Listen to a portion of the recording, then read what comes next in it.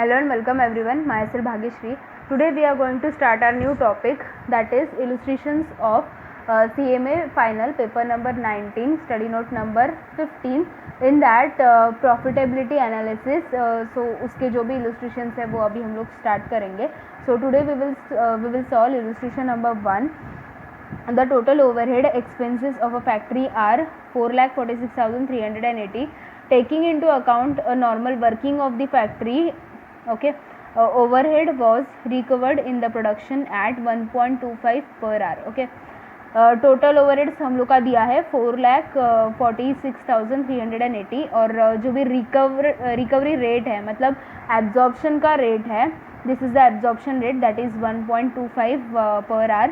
The actual hours work is this much. Okay, when we multiply this hours with this rate, so we'll get the absorb overheads. Okay, जितना भी ये, क्योंकि ये absorption का rate है और ये एक्चुअल आवर्स है, सो हम लोग मल्टीप्लाई करेंगे तो एब्जॉर्प्शन का जो भी ओवरहेड है वो मिल जाएगा.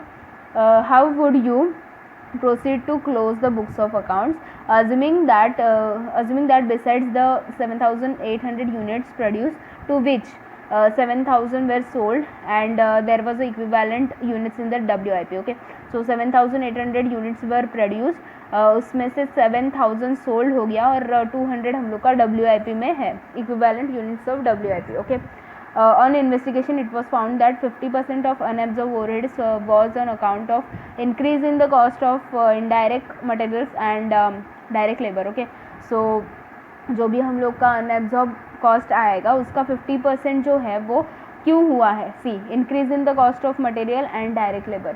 जो मटेरियल एंड डायरेक्ट लेबर का रेट है उसका उसमें इंक्रीज होने की वजह से वो एब्जॉर्ब नहीं हो पाए. ओके, ओवरहेड ज़्यादा हो गया.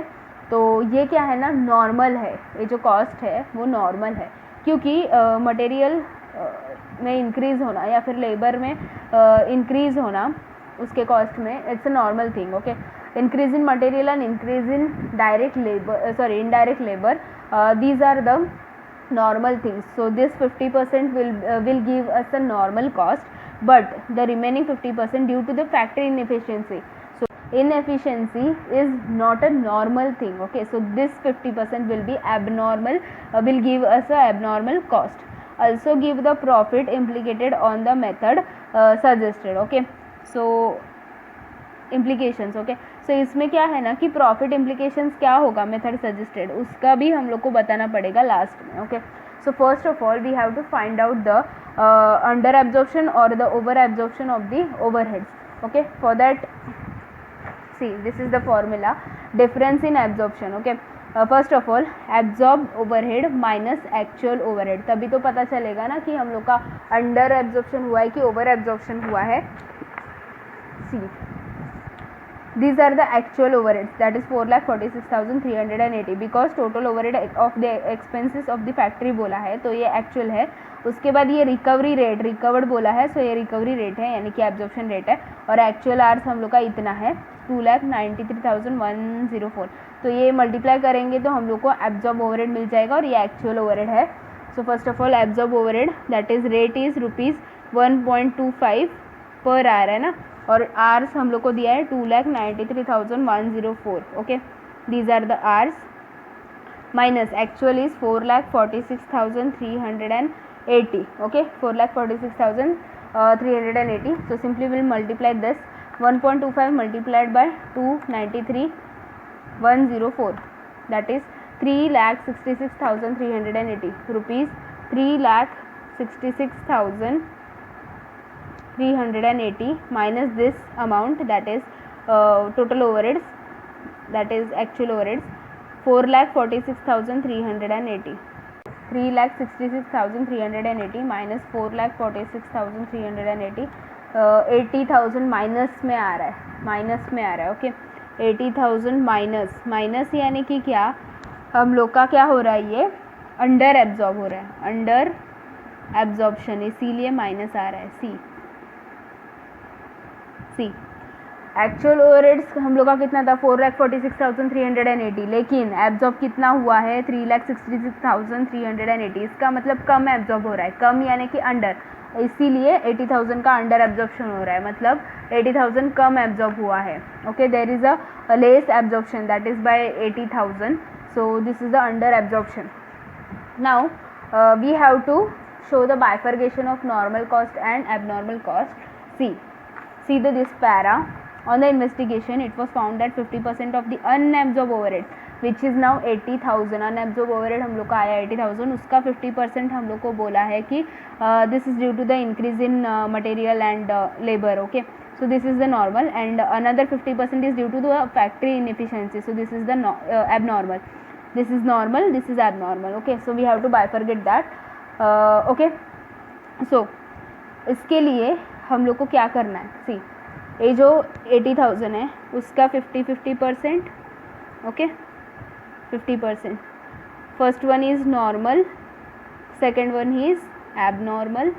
ओके, सो 80,000 का 50%, 40,000, इसका 50% 40,000। Okay, 40,000 is the normal and another 40,000 is abnormal. Okay, so अभी हम लोग को अगर ये जो नॉर्मल कॉस्ट है, ये जो नॉर्मल कॉस्ट है उसको हम लोग को एज अ कॉस्ट ट्रीट करना है, क्योंकि नॉर्मल कॉस्ट यानी कि क्या, नॉर्मल लॉस है। तो नॉर्मल लॉस हम लोग नॉर्मली जो भी कॉस्ट होता है उसमें हम लोग उसको इंक्लूड कर देते हैं। ओके, सो वो कैसे करना है, कौन से रेट पे करना है, so we have to find out the rate to treat this normal loss as a normal cost. Okay, so we have to calculate a rate. See supplementary overhead recovery rate. Okay, हम लोग को पता है कि जो भी normal loss होता है वो हम लोग प्रोडक्ट को चार्ज करते हैं। Okay, normal as a normal cost हम लोग उसको चार्ज करते हैं। So we have to find out the rate so that will charge that normal loss to the product cost. Okay, so here total overhead that is normal loss जो हम लोग का है that is 40,000 rupees. 40,000 is the normal loss. Okay, see इधर हम लोग ने जो फाइंड आउट किया ना वो उसी को हम लोग बोलेंगे normal loss, that is total overhead divided by total output quantity. Okay, total output quantity, see 7,800 are the finish product, मतलब पूरा प्रोड्यूस करके हुआ है 7,800 प्लस WIP में कितना है हम लोग का 200, यानी कि ये भी हाफ प्रोडक्शन हुआ है लेकिन हुआ तो है ना। सो हम लोग का कितना हुआ 7,800 प्लस दिस हाफ प्रोडक्शन वाला यानी कि WIP। So 7,800 full and this half one that is 200, so it will be 8,000, total 8,000। सी हम लोग इधर लिख के रखेंगे 7,800 फिनिश गुड्स प्लस 200 WIP, सबका हम लोग यूज़ करेंगे। ओके, सो 40,000 डिवाइडेड बाय इसका टोटल यानी कि 8,000, it is 5 rupees. 5 will be the rate per unit because we are dividing by units. Okay, units लिखते हैं हम लोग इधर। so we'll get the rate per unit. इधर हम लोग को supplementary overhead recovery rate मिला that is ₹5 per unit. Okay, so now we have to charge this 40,000 which we are calling as the normal loss to the units। जो भी normal हम लोग का कॉस्ट आता है उसको यूनिट वाइज हम लोग को चार्ज करना है। So here in case of a sale, मतलब यूनिट सोल्ड हम लोग को कितना दिया है, see unit sold is 7,000। Okay, after that WIP is 200 and this production is 7,800। Okay, इसका मतलब सी सेल का unit number of units sold is 7,000 units. Okay, इसको हम लोग चार्ज करेंगे, सो इसको हम लोग बोलेंगे cost of goods sold. Okay, so 7,000 units multiplied by ₹5, this is units, so 7,000 multiplied by 5 it is ₹35, यानी कि as a cost of goods sold को हम लोग 35,000 चार्ज करेंगे। Next is closing stock of finish goods. See total production हम लोग ने कितना किया 7,800 यूनिट्स का, उसमें से सेल कितना हुआ 7,000, यानी कि क्लोजिंग कितना बचेगा 800। Okay, 7,800 was the production, 7,000 was for means 7,000 units have been sold. Now closing will be 800 units. Okay, so 800 units multiplied by rupees 5. Okay, 800 multiplied by 5, it is 4,000 rupees. 4,000 will be charged to the closing stock of finished goods. And last one now, that is for WIP, 200 units. WIP का units question में ही दिया है. 200 units multiplied by 5, it is 1,000 rupees 1,000. Okay, now we'll take the total. 35 plus 4 plus 1, that is 40,000. So this is the correct one. So 40,000 का जो भी ये normal loss है वो हम लोग यूनिट वाइज चार्ज करेंगे. Okay, as a normal cost. So here we have shown the bifurcation of this normal cost. Now in case of this abnormal cost, अभी ये जो abnormal cost है उसका क्या करेंगे, उसको हम लोग profit and loss, costing profit and loss को चार्ज करेंगे. ओके, क्योंकि वो एबनॉर्मल कॉस्ट है, वो एब्जॉर्ब किया नहीं जा सकता. सो इसको हम लोग डायरेक्टली प्रॉफिट एंड लॉस को ट्रांसफ़र करेंगे. ओके, सी फैक्ट्री इनएफिशिएंसी कॉस्ट जो हम लोग का है, कितना है हम लोग का 40,000. ओके, ये 40,000 हम लोग को कॉस्टिंग पीएनएल को चार्ज करना पड़ेगा. ओके, सो कॉस्टिंग पीएनएल को चार्ज करना है, यानी कि डेबिट करना पड़ेगा. सो कॉस्टिंग, ये हम लोग का हो गया journal entry. Okay, this is the journal entry. Costing profit and loss account debit to factory inefficiency. Factory inefficiency किसकी वजह से हो गया, फैक्ट्री इनएफिशिएंसी की वजह से हो गया. Okay, so factory inefficiency cost account, amount is 40,000. Okay, so हम लोग का टोटल जो भी अंडर एब्जॉर्प्शन हुआ था 80,000 का, उसका हम लोग का हिसाब लग गया, क्योंकि 40,000 हम लोग ने जो भी यूनिट वाइज है वो डिस्ट्रीब्यूट करके दिया है, यानी कि वो रिकवरी हो गया. और इधर हम लोग कॉस्टिंग पीएनएल में जो बचा हुआ 40,000 है, दैट इज़ एबनॉर्मल वाला, वो चार्ज कर रहे हैं. तो इधर दोनों भी मिला के 80,000 का हम लोग का हो गया. Okay, now in the answer उन लोग ने पूरा वो एक्सप्लेन करके दिया है, तो हम लोग नेक्स्ट पार्ट उधर से ही देखेंगे. सी, इधर तक ये सब पार्ट हम लोग का हो गया है. अभी नेक्स्ट उन्होंने ये जो लास्ट पार्ट हम लोग को बोला है, see also give the profit implications of the method suggested. Okay, ये जो हम लोग ने मेथड सजेस्ट किया है उसका प्रॉफिट के ऊपर क्या इम्पैक्ट पड़ेगा वो हम लोग को बताना है. सी जर्नल एंट्री, हम लोग ने जो भी ओवरहेड्स का ये किया, मतलब अंडर एब्जॉर्प्शन निकाला, उसके बाद उसका यूनिट वाइज हम लोग ने डिस्ट्रीब्यूट किया, वो सब हम लोग जर्नल एंट्री में कैसे शो करेंगे. सी प्रोडक्शन ओवरहेड इनकर्ड, मतलब एक्चुअल ओवरहेड जब इनकर हुआ था, दैट इज़ 4,46,380, तो उसका जर्नल एंट्री क्या आएगा वो हम लोग को इधर बताना पड़ेगा. सी प्रोडक्शन ओवरहेड कंट्रोल अकाउंट, हम लोग ने जो कॉस्ट कंट्रोल अकाउंट का जो टॉपिक है जो इंटर में पढ़ा था, उसमें ये सब चीज़ें हम लोग को डिटेल में पता है, मतलब एंट्रीज कैसे करते हैं, क्या करते हैं, किसको क्या हम लोग इनकर होने के बाद क्या होता है, एब्जॉर्ब होने के बाद क्या होता है. We have understood all this concept in cost control account, which is given in CMA Inter costing subject. Okay, so production overhead incurred, in that case normal journal entry हमेशा क्या होता है, production overhead control account debit to general ledger adjustment account. So amount is 4,46,380. This is the actual overhead, that is 4,46,380. After that ये जो expense है उसमें से absorb हो गया. ओके, उसमें से एब्जॉर्ब हो गया. अभी प्रोडक्शन ओवरहेड के बाद हमेशा नेक्स्ट स्टेप क्या होता है, मतलब प्रोडक्शन का पहला स्टेप क्या होता है हम लोग का, WIP. ओके, सो ये जो प्रोडक्शन ओवरहेड होता है वो हमेशा WIP में हम लोग सेंड करते हैं, यानी कि क्या होता है, एब्जॉर्ब होता है. सो एब्जॉर्ब हम लोग का कितना हुआ था, सी ये रेट पे इतना आर्स, मतलब एब्जॉर्प्शन हम लोग ने ही निकाला था 3,66,380. ओके, सो एब्जॉर्प्शन हो गया था 3,66,380. रेट और आर्स का मल्टीप्लिकेशन है ये. Okay, see rate and hours. Okay, actually it should be hours, it should be hours not a days. Okay, actual hours work बोला है और इधर डेज लिखा है, so it is wrong, it should be hours. Okay, सो WIP में हम लोग ने ट्रांसफ़र किया इतना. प्रोडक्शन ओवरहेड कंट्रोल अकाउंट को हम लोग ने क्रेडिट किया, इधर डेबिट किया है 4,46,380 और इधर क्रेडिट किया है 3,66,380। दोनों के बीच का डिफरेंस कितना है 80,000, उतना हम लोग को क्रेडिट करना चाहिए। ओके सो हम लोग ने यूनिट वाइज चार्ज किया, नंबर ऑफ़ यूनिट सोल्ड को हम लोग ने 35,000 चार्ज किया, नंबर ऑफ़ यूनिट सोल्ड को हम लोग क्या बोलते हैं कॉस्ट ऑफ सेल्स। उसके बाद फिनिश गुड्स को हम लोग ने चार्ज किया 4,000, that is finish goods control account. Then next is W I P को हम लोग ने चार्ज किया था 1,000, so W I P control account that is 1,000। Okay इधर हम लोग का 40,000 का हो गया। ओके उसके बाद हम लोग ने कंट्रोल अकाउंट को चार्ज किया 40,000। ओके सो टोटल हम लोग ने क्रेडिट करना चाहिए production overhead control account.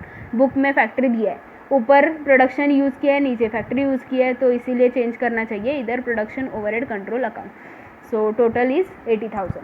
In short this was the actual expense, this was the absorb expense. So जो भी अंडर एब्जॉर्प्शन हुआ था उसका हम लोग ने इधर बाइफर्गेशन दिया है। ये हम लोग ने सेल्स यूनिट को चार्ज किया था, ये क्लोजिंग स्टॉक को और ये अपना डब्ल्यू को और ये क्लोज इसका कॉस्टिंग P&L को। ओके सो टोटल हम लोग का अंडर एब्जॉर्प्शन हुआ था 80,000 का। ओके सो ये जर्नल एंट्रीज हम लोग ने इधर देखा। अभी इसका इम्पैक्ट ऑन प्रॉफिट क्या है वो हम लोग को देखना पड़ेगा। Okay so now this is the impact on profit. Overhead absorb in the production is only 3,66,380 whereas actually incurred is 4,46,380। हमको भी पता है ये एक्चुअल है और ये एब्जॉर्ब है। Hence, before passing the journal entry for the under absorption, the profit would have been wrongly overstated due to the under absorption or understatement of a cost by 80,000। बराबर है। हम लोग ने अगर ये एंट्रीज पास नहीं किया होता तो अंडर एब्जॉर्प्शन की वजह से क्या होता ना, बैलेंस नहीं होता। Okay due to this entry we have adjusted this under absorption effect properly. Okay इधर वही बोला है कि before passing this journal entry, okay before passing this journal entry for the under absorption the profit would have been wrongly overstated. Okay due to this मतलब अगर ये entry नहीं किया होता तो प्रॉफिट ओवर दिखता ना। अगर ये हम लोग ने एंट्री किया इसी की वजह से क्या हो गया, कॉस्टिंग P&L को डेबिट पड़ गया, यानी कि प्रॉफिट कम हो गया। Okay so this entry is correct one because this is showing the correct profit, it means that okay the wrong the above wrong overstatement of the profit is rectified by the under absorption entry in the following manner। okay in short क्या है ना कि हम लोग ने ये entry की वजह से क्या क्या अच्छे इफेक्ट हो गए वो बताना है और कुछ नहीं है। we have to explain that uses of this entry, मतलब ये एंट्री की वजह से क्या हम लोग को बेनिफिट मिला। See transfer to the cost of sales को इतना ट्रांसफ़र किया, फिनिश गुड्स को इतना किया और डब्ल्यू को इतना और कॉस्टिंग P&L को इतना किया। ओके सो इसकी वजह से क्या हो गया ना, अंडर एब्जॉर्प्शन इधर एडजस्ट हो रहा है। See cost of goods sold is मतलब इसको चार्ज किया हम लोग ने 35,000, इसकी वजह से क्या हो गया, कॉस्ट ऑफ गुड्स ज़्यादा हो गया यानी कि प्रॉफिट कम हो गया। Okay See, current year's profit will be reduced by 35,000. If cost is more, then profit will be less. Okay, so here 35,000 under absorption is covered. After that, in case of this, here we have increasing the value of finished goods. Okay, हम लोग ने finish goods को charge किया और finish goods का balance हमेशा credit ही होता है, तो क्रेडिट करने की वजह से क्या हो गया ना, इधर और इधर डब्ल्यू भी हम बैलेंस को हम लोग ने चार्ज किया, सो इधर भी क्रेडिट हो गया। सी क्रेडिट हो गया ये साल में। वही क्लोजिंग स्टॉक अभी नेक्स्ट ईयर में क्या हो गया, ओपनिंग स्टॉक, तो उधर वो एज अ एक्सपेंस दिख जाएगा। Okay this is the closing stock but this closing stock will be opening stock in the next year, so there that expense will be adjusted. See profit of the next period will be reduced by 5,000 since opening stock will be valued at a higher amount.